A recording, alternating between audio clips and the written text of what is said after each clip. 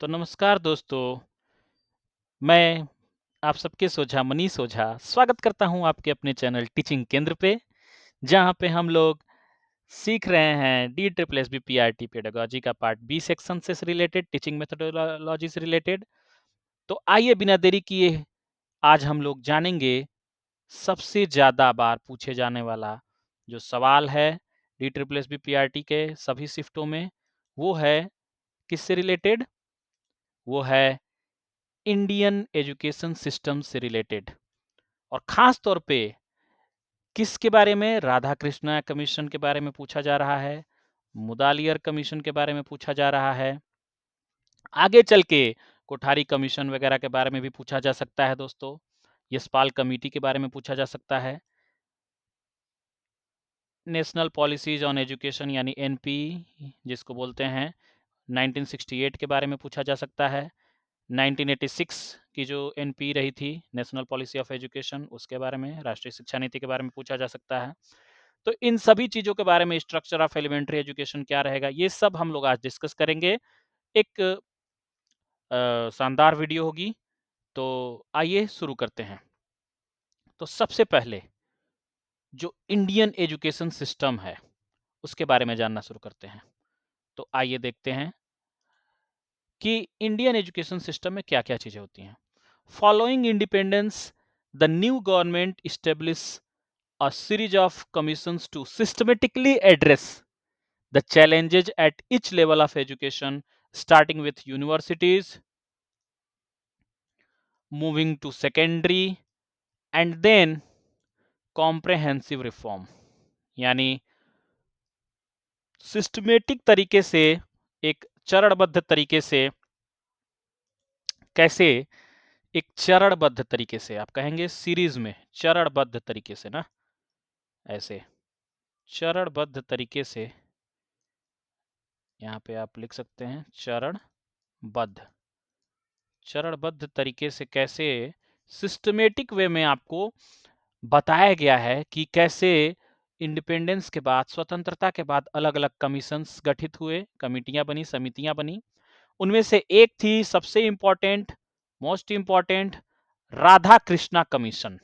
ठीक है, राधा कृष्णा का तो नाम आपने सुना ही होगा, राधा कृष्णन का, Sarvepalli Radhakrishnan. University education commission के नाम से भी इसको जाना जाता है, UEC। 1948 1949, ये आप डेट जरूर याद रखिएगा, मतलब सन, जो ईयर है ना, इस ईयर को मत भूलना दोस्तों। जस्ट क्या इंडिपेंडेंस के जस्ट बाद ही की बात है, तो 1948 से 1949 की बात है, एक साल बाद। Appointed to address challenges in higher education, मतलब कि इस राधाकृष्णन कमीशन का काम क्या था? ये हायर एजुकेशन में जो भी अपॉइंटमेंट है उसके रिलेटेड थी। और की रिकमेंडेशन इसका क्या था, आइए देखते हैं। Its most significant outcome was the recommendation to establish the university grant commission यानी यूजीसी, जिसपे अभी बवाल मचा हुआ है, आप सब जानते हैं। ठीक है, इस पे ज्यादा नहीं बोलना है, बस ये समझिए कि यूजीसी जो है उसके रिकमेंडेशंस को स्टेब्लिश करने के लिए, यूजीसी को स्टेब्लिश करने के लिए ये सिफारिशें दी गई, रिकमेंड किया गया, किसके द्वारा? राधा कृष्णा कमीशन के द्वारा। To oversee and maintain standards in higher education, higher education में स्टैंडर्ड मेंटेन करने के लिए यूजीसी नाम का संगठन यहीं से शुरू करने की घोषणा की गई दोस्तों। ठीक है, घोषणा कहो या उसको कैसे समझो, उसको रिकमेंडेशन के तौर पे देखो, सिफारिश, रिकमेंडेड मीन्स सिफारिश। ठीक है, अब आते हैं मुदालियर कमीशन पे। ठीक है, तो अब आते हैं दोस्तों, मैं मुदालियर कमीशन, थोड़ा सा पेन चेंज करता हूँ। ठीक है, अब आते हैं मुदालियर कमीशन। तो मुदालियर कमीशन क्या कहता है? ये बहुत इंपॉर्टेंट है दोस्तों, मोस्ट इंपॉर्टेंट भी बोल सकते हैं इसको, बार बार पूछा जा रहा है D triple S B PRT के सभी शिफ्ट में, पीआरटी की सभी जो शिफ्ट है इसमें पूछा जा रहा है। चाहे आप 16 फरवरी से शुरू किए, 16 फरवरी से 23 फरवरी तक जो भी चला है, 15 शिफ्ट या जो भी शिफ्ट, जितना शिफ्ट रहा हो, ये सब में जो है ज्यादातर यही क्वेश्चन आया है कि मुदालियर कमीशन के बारे में। तो आइए देखते हैं क्या है ये सेकेंडरी एजुकेशन कमीशन इसको कहते हैं, इसका एक और नाम देख लीजिए, क्या पता आपसे नाम ही पूछ दे कि सेकेंडरी एजुकेशन कमीशन, जो 26 मार्च को एग्जाम होने वाला है नेक्स्ट पीआरटी का, उसमें भी पूछ सकता है क्या कि भाई ये बताइए कि सेकेंडरी एजुकेशन कमीशन किसे कहा जाता है, तो सीधा सीधा नाम पूछ करके भी क्वेश्चन 1 नंबर का बना सकता है एग्जामिनर। 1952 और 1953 में लॉन्च किया गया, ये भी आपसे पूछा जा रहा है, पूछा जा सकता है कि 1952 से 1953 में कौन सा कमीशन आया, तो मुदालियर कमीशन। क्या क्या फोकस था इसका, आइए देखते हैं। Focused on secondary education system. Secondary आपको पता है ना, 10+2 की बात होती है सेकेंडरी एजुकेशन सिस्टम में। इसमें और क्या रिकमेंडेशंस थे टीचर के लिए, फॉर टीचर ट्रेनिंग, टीचर की ट्रेनिंग के लिए मेनली ये रिकमेंड करता है मुदालियर कमीशन। क्या रिकमेंडेशन है जरा देखिए। Establishment of 2 types of training institutions, one for primary and primary teachers and another affiliated with universities for secondary teachers. यानी पीआरटीज के लिए, तो देखिए पीआरटी के लिए, प्राइमरी के लिए इंपॉर्टेंट हो गया ना, हाँ बहुत इंपॉर्टेंट हो गया भाई। क्यों? क्योंकि इसमें टीचर ट्रेनिंग किसकी, पीआरटीज की, प्राइमरी टीचर्स की, और साथ में सेकेंडरी टीचर्स की भी बात की गई ट्रेनिंग की। Provision of refresher courses, workshops, professional conferences for in service teachers. In service teachers के लिए मतलब जो ऑलरेडी सर्विस्ड हैं उनके लिए ये भी कुछ ट्रेनिंग प्रोग्राम रखे गए, रिफ्रेशर कोर्स रखे गए कि रिफ्रेशमेंट कोर्स भी चाहिए, वर्कशॉप्स ट्रेनिंग कराई जाएगी, प्रोफेशनल कोर्सेज कॉन्फ्रेंसेज होंगी। कुल मिलाकर के टीचर को ट्रेन करना है बच्चों के अकॉर्डिंग, चाइल्ड सेंटर्ड अप्रोच रखते हुए।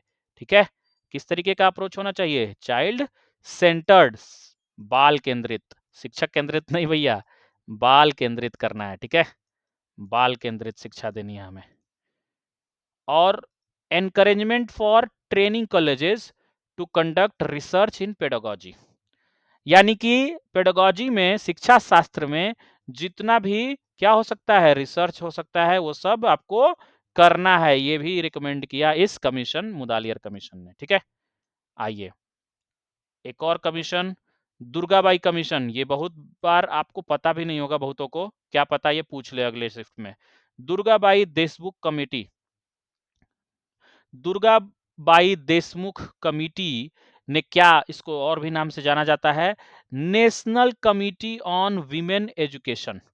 भाई साहब, इसका भी एक और नाम आ गया, तो सोच लो नाम जब भी बदल जाए, दूसरा नाम आ जाए, तो वो क्वेश्चंस बनने योग्य हो जाता है। तो इसको national committee on women education भी बोलते हैं। दुर्गाबाई देशमुख कमेटी 1958 में लॉन्च हुई थी। ठीक है, इस कमेटी का नाम क्या था, दुर्गाबाई देशमुख कमेटी, और इसको दूसरा नाम क्या दिया गया, national committee on women education. अब ये क्या कहती है भाई, जरा देखते हैं। ये addressed the significant gender disparity in education, gender disparity पे बात करती है ये कमिटी।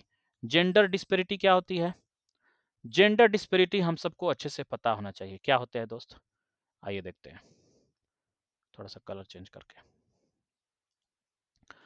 जेंडर डिस्पेरिटी क्या होती है, जेंडर डिस्पेरिटी मतलब बायसनेस की बात हो रही है। ठीक है, जेंडर बायसनेस होती है ना, हाँ, लिंग के आधार पे भेदभाव, लिंग के आधार पर भेदभाव अगर हो रहा है, जेंडर डिस्पेरिटी अगर हो रही है, तो उसके बारे में दुर्गाबाई देशमुख कमेटी बात कर रही है।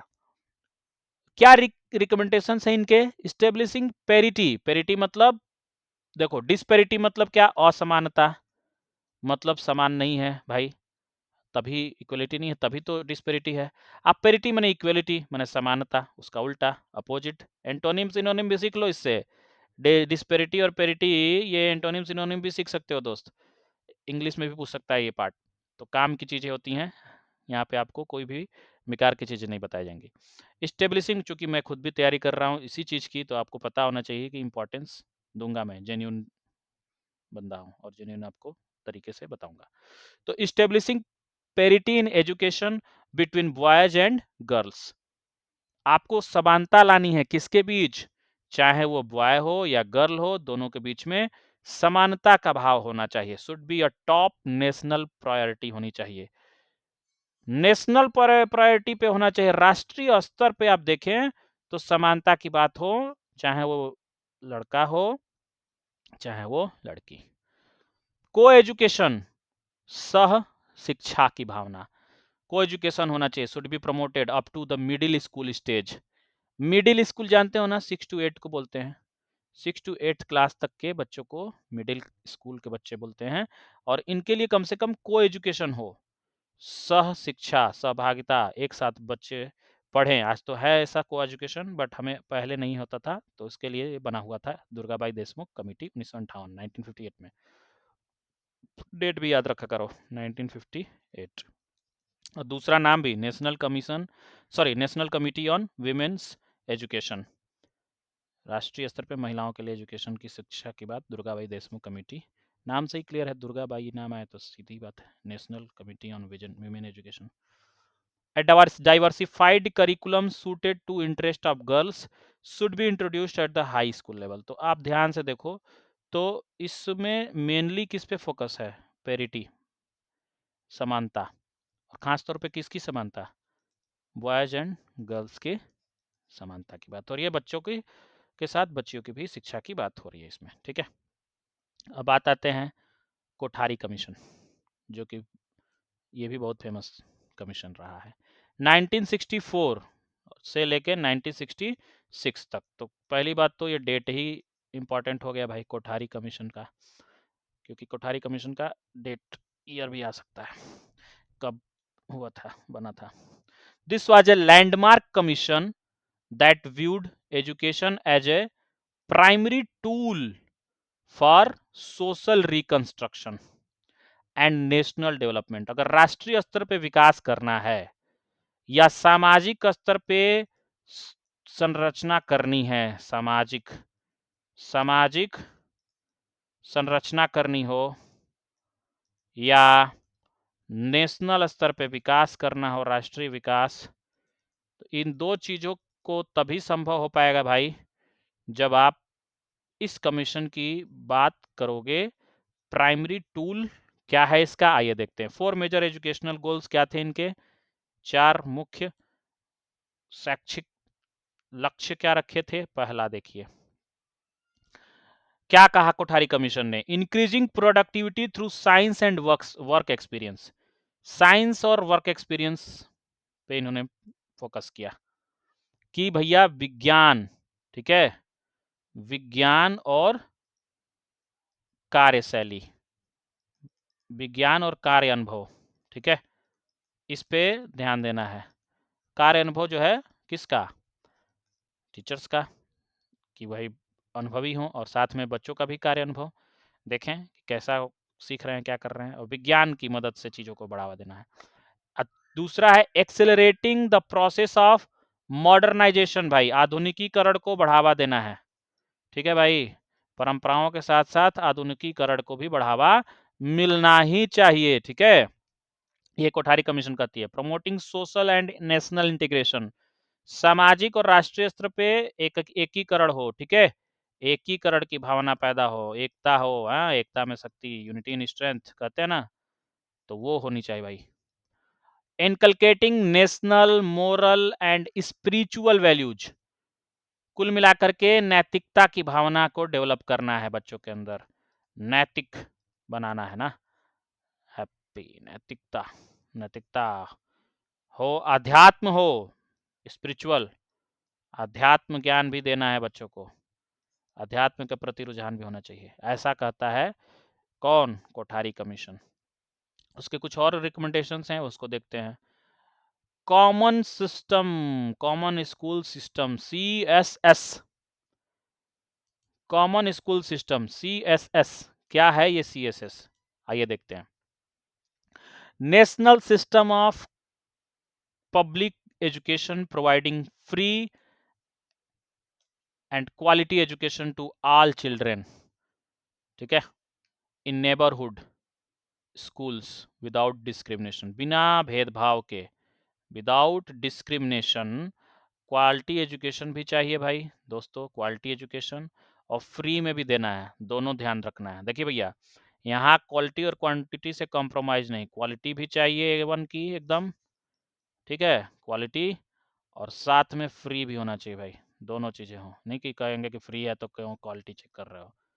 कहते हैं ना, दान की बख्शिया बछिया का दांत नहीं गिनते ऐसा नहीं होना चाहिए ना, क्वालिटी भी होना चाहिए, फ्री भी होना चाहिए, विदाउट एनी डिस्क्रिमिनेशन, कोई भेदभाव भी ना हो, भेदभाव रहित, सहित नहीं, भेदभाव रहित होना चाहिए, भेदभाव नहीं होना चाहिए, ठीक है, तो भेदभाव रहित होना चाहिए। और क्या सिस्टम बनाया था इन्होंने, देखिए भाई सिस्टम बनाइए, फाड़िए मत तो 10+2+3 का पैटर्न इन्होंने बताया कि एजुकेशन में ये लागू हो, और यूनिफॉर्म का स्ट्रक्चर, यूनिफॉर्म स्ट्रक्चर मतलब एक समान, एक रूपता हो पूरे देश भर में, एक जैसा माहौल हो, एक जैसा पढ़ाया जाए, एक शिक्षा, एक प्रकार की शिक्षा हो, मतलब कि ऐसा ना हो कि भाई हरियाणा में अलग तरीके के टीचर हो, माने टीचर अलग हो सकते हैं पर पढ़ाई के स्तर जो हैं वो 10+2+3 ही होना चाहिए, चाहे दिल्ली में हो, चाहे यूपी में हो, चाहे कहीं पे भी हो आप, ठीक है, राजस्थान, बिहार, कहीं पे भी हो, तो आप सेम पैटर्न फॉलो करोगे, 10+2+3। क्या है ये 10+2+3? आपको तो अच्छे से पता होगा भाई, हम सब तो वही पढ़ाई से पढ़े हैं, हम लोग तो NEP 2020 वाले अभी भी स्तर में नहीं थे, तो हम लोग तो पुराने वाले हैं, तो पुराने वाले यही तरीका था, 10 मतलब 10th पास कर लिया भाई, +12 कर लिया, 2 मतलब 10+2 मतलब 12वीं, और प्लस ग्रेजुएशन कर लिया भाई, 3 साल का ग्रेजुएशन था, कोई कोई 4 साल का भी करता था, बीटेक वगैरह, इंजीनियरिंग वगैरह। तो 10+2+3 पैटर्न सोचिए, 1964 से 66 के बीच में, उस टाइम पे कोठारी कमीशन, ठीक है, कौन सा कमीशन? कोठारी, याद रखना, बस इतना ही काफ़ी है इसमें। अब यशपाल कमेटी की बात करते हैं। यशपाल कमेटी क्या कहती है, देखिए, it's influential its influential report was titled learning without burden.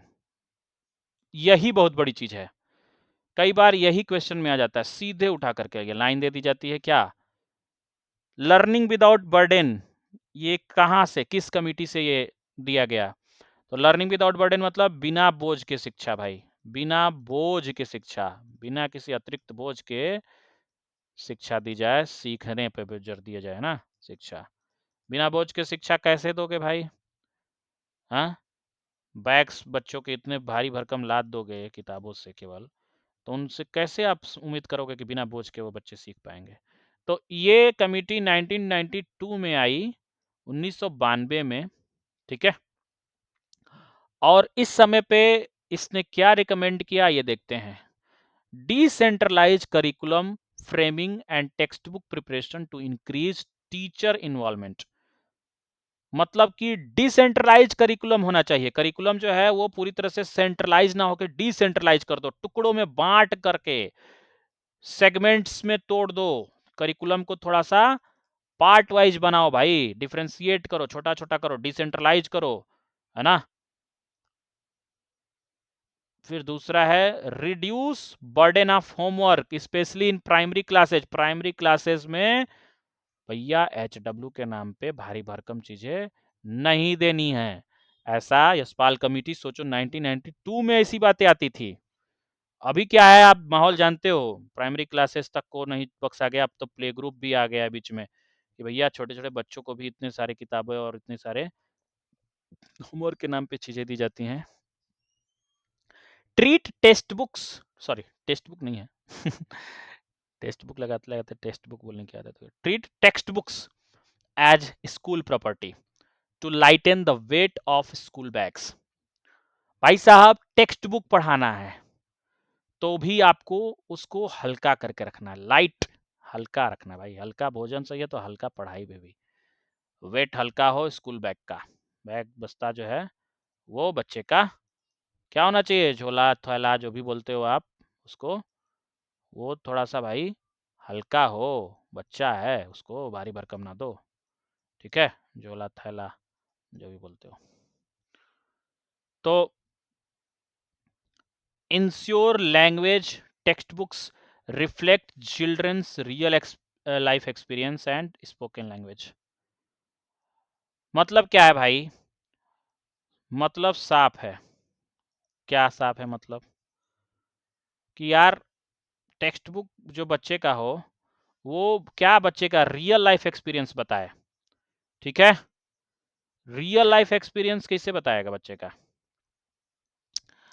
बच्चे की रियल लाइफ क्या चल रही होती है आप बताओ, कमेंट करके बताओ। रियल लाइफ में बच्चा क्या एक्सपीरियंस ऐसा करेगा जिसको हमें इंश्योर करना है। जसपाल कमेटी कहती है कि ऐसा भाई बच्चे को रियल लाइफ से कनेक्ट करके बताओ, ठीक है। तो आप बताओगे कि रियल लाइफ बच्चे में क्या एक्सपीरियंस करता है वो बच्चा उस एज में, प्राइमरी वाला बच्चा, ठीक है। अब आते हैं भाई, थोड़ा वीडियो देख लूँ कितना लंबा हुआ है। 20 मिनट का हो गया। तो नेशनल पॉलिसी ऑफ 68 और 86 आज ही हो या नेक्स्ट टाइम? मैं कहूँगा भाई इसको थोड़ा सा मेनली यही पे फोकस कर रहे हैं यशपाल कमेटी तक। नेक्स्ट पार्ट में अगर आप इस वीडियो पे प्यार दिखाएं, इस लेक्चर पे इसको ज़्यादा से ज़्यादा क्या करेंगे, लाइक करेंगे। अगर भाई सब लाइक भी नहीं लिखा जा रहा है क्या, लाइक सब्सक्राइब अगर नहीं किए हैं तो कर लीजिए। काम की चीज़ें यहाँ पे दी जाती हैं, किसी भी फालतूगिरी की काम नहीं होती है, फ्री में, वो भी फ्री एंड क्वालिटी। बोला था ना, आप बताना किस कमीशन ने बोला था फ्री एंड क्वालिटी एजुकेशन देना है। वही यहाँ पे भी मिलता है भाई। कहाँ पे? टीचिंग केंद्र पे। टीचिंग केंद्र पे आपको फ्री एंड क्वालिटी एजुकेशन दिया जा रहा है, तो इसका लाभ उठाइए भाई। आपका भाई अपना @मनीष, ठीक है, मनीष ओझा के द्वारा दिया जा रहा है, तो इसको लाभ उठाइए। और अभी तक लाइक नहीं किया भाई तो कर दो ना, सब्सक्राइब भी कर लो। हाँ, और अगर आपको कुछ चीज़ें बतानी हो या पूछनी हो तो बॉक्स तो खुला हुआ है कमेंट सेक्शन का, उसमें अपना कमेंट करके बता दो, ठीक है। तो यहीं तक रखते हैं आज का लेक्चर, और आगे की जो भी अगर पार्ट्स चाहिए तो उस पर एटलीस्ट कमेंट तो किया करो दोस्त। मैं एक सीरीज भी चला रहा हूँ शॉर्ट पे, आपको पता है शॉर्ट्स में ही चीज़ें समझाता हूँ, वो भी चीज़ें आप भूल रहे हो कि मतलब उस पर भी नहीं सोचते हो थोड़ा बहुत। देखो यहाँ बता रहा हूँ शॉर्ट्स में, मैं कुछ कुछ चीज़ें बता रहा हूँ, सीरीज चलाई हुई है, शॉर्ट्स देख लो। शॉर्ट्स में छोटे छोटे 2-3 मिनट का वीडियो रहता है, उसको देख लिया करो। वो भी पेडागोजी के लिए काम की चीज़ें हैं उसमें, बहुत सी इंपॉर्टेंट चीज़ें जो मुझे मिलती हैं शॉर्ट्स में डाल देता हूँ, तो भी देख लिया करो, ठीक है। और सब्सक्राइब नहीं किया तो कर लो दोस्त, अभी भी कर लो, मौका है, बार बार नहीं आता। ठीक है, कोई ना, मिलते हैं नेक्स्ट वीडियो में, तब तक के लिए शुक्रिया, बाय बाय, टेक केयर, ख्याल रखना अपना और अपनों का, ओके।